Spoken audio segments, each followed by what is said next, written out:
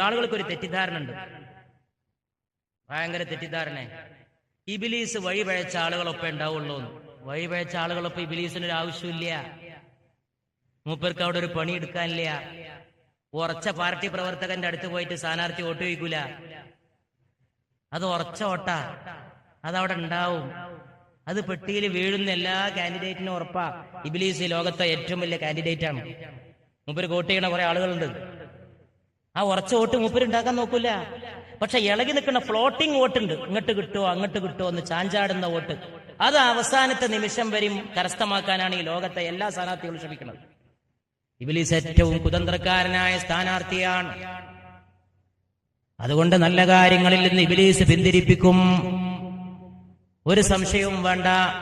ദീനിന്റെ പ്രമാണം അനുസരിച്ച് അങ്ങനെയാണ് മനസ്സിലാക്കേണ്ടത്. ഓരോരുത്തരോടൊപ്പവും ഒരു ഇബ്ലീസ് ഉണ്ടെന്ന് പരിശുദ്ധ റസൂൽ ആയിഷയോട്